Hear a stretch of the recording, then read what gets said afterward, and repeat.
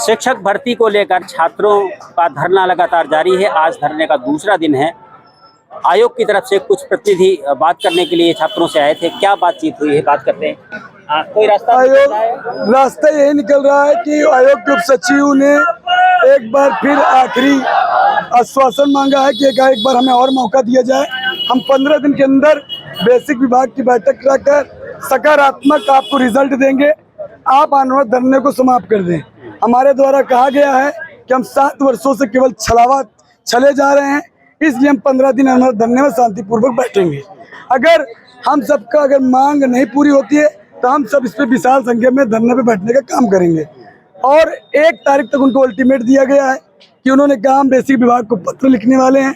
हमने उन्हें कहा कि आज शाम तक अपना पत्र लिखकर हमें भेजें और हम भी देखें बेसिक विभाग बैठक आप 2 जून से पहले करवा पाते हैं कि नहीं करा पाते हैं। अगर ये नहीं करवा पाते हैं तो एक बार फिर 2 जून को अनवरत धरने के साथ साथ हम महाधरने का ऐलान करेंगे, जिसमें प्रदेश के समस्त छात्र आने का काम करेंगे।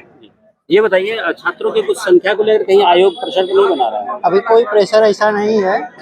अभी जब हम लोग बराबर लगातार आंदोलन कर रहे हैं, जब तक हम लोग की मांग नहीं मानी जाएगी तब तक हम लोग आंदोलन पर बैठे रहेंगे। धरने का स्वरूप कुछ बदला है आप लोगों ने?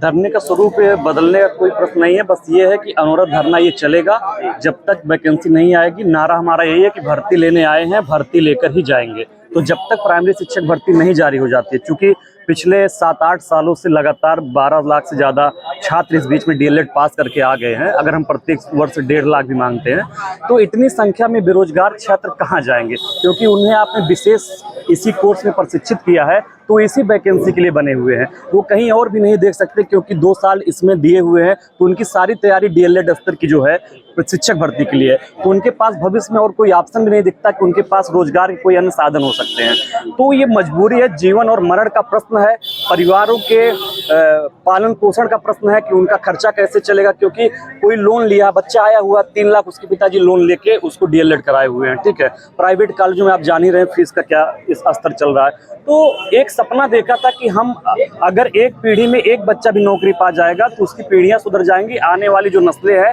वो भी अच्छा गरिमापूर्ण जीवन अपना जी पाएंगे। तो उसी की लड़ाई है और ये लड़ाई अनवरत जारी रहेगी। जैसा रजत भाई ने बताया कि 2 तारीख को महाधरने का आह्वान किया गया। रात में खाना यहीं बन रहा है, यहीं खा रहे हैं, यहीं सोएंगे और जब तक भर्ती नहीं आएगी तब तक कोई भी यहाँ से वापस जाने वाला नहीं है। हौसला पूरा है, आप लोग तैयार हैं? हौसला में कोई कमी नहीं है। जब तक विज्ञप्ति जारी नहीं कर देता शासन से जो अध्यक्ष जी, तब तक हम लोग यही धरना अनुरोध करते रहेंगे। रजत जी, आखिरी बात जानना चाहेंगे आपसे। संख्या को बनाए रखना एक बहुत बड़ी बात होती है छात्र आंदोलन में, उसके लिए कैसे प्रयास कर रहे हैं? क्योंकि संख्या जी बेशक आप देख रहे होंगे, ये जिस जगह ये धरना पे हम सब बैठे हैं, यहाँ टूटी फूटी पथरीली सड़क है। यहाँ पे ना कोई बिस्तर की व्यवस्था, कुछ भी नहीं, लेकिन जो हौसला होता है, मनोबल होता है, ये सबसे बड़ा आत्मविश्वास होता है। हम सब अपने आत्मविश्वास के साथ इस 35 सेल्सियस की डिग्री की गर्मी में भी बिना पंखे के हम सब बैठे हुए हैं। और छात्र खुद पीड़ित है, जो छात्र अंदर की आत्मा टूटी हुई है, मनोबल एकदम, तो ये लग रहा है कि भर्ती नहीं आएगी, उसका कैरियर खराब हो जाएगा। उससे बढ़कर के गर्मी कुछ नहीं है, इसलिए वो इस आत्मविश्वास साथ बैठा है कि 15 दिन के अंदर आयोग पॉजिटिव दिशा में काम करेगा। हम 15 दिन यहाँ पर अनवरत रात दिन धरने पे बैठने पे काम करेंगे। 2 तारीख के लिए क्या आपने अल्टीमेटम? 2 तारीख के लिए एकदम आयोग से साफ कहा गया, अगर आप बेसिक विभाग की बैठक पर सकारात्मक 2 तारीख तक काम नहीं करते हैं, हम तो महाधरने का काम आह्वान करेंगे।